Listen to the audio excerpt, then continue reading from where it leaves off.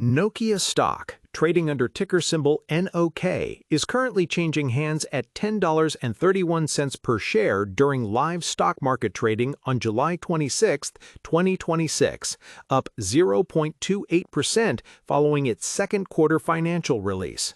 While retail traders skimming top-line numbers initially saw a tiny revenue shortfall and assumed the recovery momentum was fading, institutional trading desks were quietly absorbing shares based on something far more significant hidden inside the expanding profit margins and raised guidance numbers.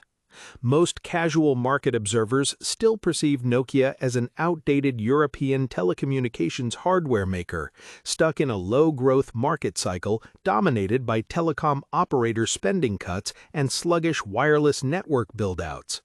The reality unfolding behind the headlines is that Nokia has quietly repositioned itself directly in front of the artificial intelligence data center infrastructure build-out, delivering 105% surge in AI and cloud-related sales over the last quarter alone.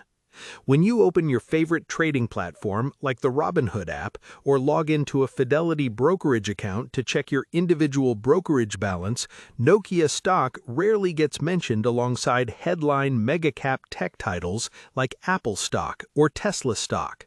The prevailing consensus across retail message boards and popular investing sites has long been that legacy network equipment vendors are value traps, condemned to stagnant single-digit growth while cloud hyperscalers capture all the upside. That expectation, however, completely overlooks a critical physical bottleneck hitting modern data centers. High-performance computing power requires massive optical bandwidth, and high-density IP routing, optical interconnects, and advanced semiconductor packaging are becoming just as vital as GPU processing power. By establishing its network services platform and California AI Networking Innovation Lab directly alongside major cloud ecosystem partners, Nokia is securing high-margin enterprise spending that bypasses traditional telecommunication operator budgets altogether. Taking a detailed look at the fresh quarterly numbers, Nokia delivered second-quarter adjusted earnings per share of 8 cents, comfortably beating Wall Street consensus estimates of 6 cents per share by over 33%. Net sales reached roughly $5.51 billion, reflecting a 9% year-over-year increase on a constant currency basis, even as reported revenue fell slightly short of forecast estimates due to deliberate strategic exits from low-margin customer premise equipment lines. What really captured the attention of professional market participants utilizing platforms like Interactive Brokers Trading and SoFi Invest was the expansion in underlying profitability. Gross margins expanded to 46%, up 70 basis points year over year, while comparable operating profit rose to €434 million. Management demonstrated strong conviction in this operational trajectory by raising its full-year comparable operating profit outlook to a new target range between €2.1 billion and €2.6 billion. That upward guidance revision stands in sharp contrast to the cautious commentary surrounding legacy hardware suppliers. Trading activity across major equity exchanges has shown clear signs of institutional accumulation throughout today's session. While everyday investors engaging in self-investing often focus purely on quarter-over-quarter revenue comparisons, institutional portfolio managers using the Interactive Brokers platform or directing Fidelity mutual funds look far deeper into profit quality and balance sheet strength. Nokia recorded negative free cash flow of €732 million for the quarter, primarily driven by inventory buildup and working capital requirements needed to fulfill escalating data center orders.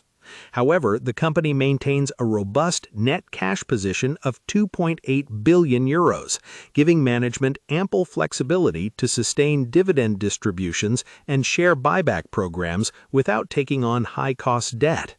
When you evaluate broad market strategies or compare Fidelity ETFs holding networking technology against general tech index funds, Nokia presents an asymmetric risk-reward profile that value-oriented investors are finding increasingly attractive. Whether you manage wealth through Schwab Intelligent Portfolios, execute daily trades on the SoFi trading platform, or rely on professional Fidelity Wealth Management advisors, analyzing hardware suppliers through a macro lens is essential. For years, investors seeking investment help or reading about online investment strategies were told to steer clear of European telecommunications equipment stocks due to intense global pricing competition and long capital replacement cycles. Yet, as modern investors explore online investing opportunities and construct portfolios using intelligent portfolio software, Nokia stock has started reappearing on value screens. Unlike high-flying semiconductor names like NVIDIA stock, which trade at elevated earnings multiples and demand perfection every single quarter, Nokia trades at a conservative valuation that provides a structural margin of safety. If you use Robinhood stock trading to accumulate steady dividend-paying technology companies or prefer to invest online through an individual brokerage, finding a business that is successfully transitioning into cloud infrastructure offers a balanced addition to any portfolio. To understand why this operational pivot is working, it helps to examine Nokia's core business segments rather than viewing the company as a single product vendor. The company operates through four primary divisions: network infrastructure, mobile networks, cloud and network services, and Nokia Technologies. Network infrastructure, which includes high-capacity optical networks, IP routing, and fixed broadband systems, expanded 12% during the recent quarter and acts as the chief engine for margin expansion. Mobile networks, traditionally the largest revenue contributor, grew 7%, stabilized by targeted 5G infrastructure upgrades in North America and select Asian markets. Cloud and network services generated remarkable performance, driven by doubling sales in AI-focused networking frameworks as hyperscale data centers race to reduce transmission latency. Meanwhile, Nokia Technologies continues to generate high-margin cash flow through licensing agreements covering its vast global patent portfolio built over decades of telecommunications research. Nokia's recent operational moves show clear intent to capitalize on enterprise tech expansion. The introduction of an agentic AI framework inside its network services platform enables cloud operators to automate complex routing, traffic management, and network security functions in real time. Furthermore, Nokia's expansion of advanced semiconductor testing and packaging facilities in Pennsylvania strengthens its position inside the domestic supply chain for high-performance computing hardware.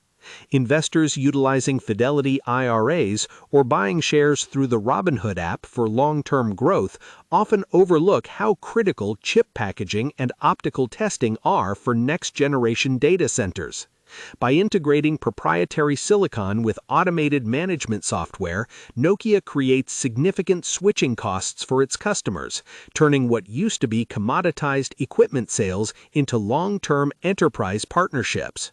Naturally, every compelling investment thesis must account for the genuine risks that could slow down progress.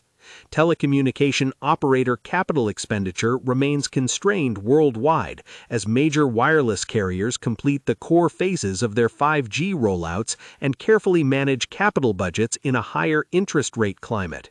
If carrier spending experiences a prolonged decline, it could create near-term friction for Nokia's mobile networks division. Additionally, global trade policy shifts, currency fluctuations, and component supply chains present ongoing operational risks for global equipment providers.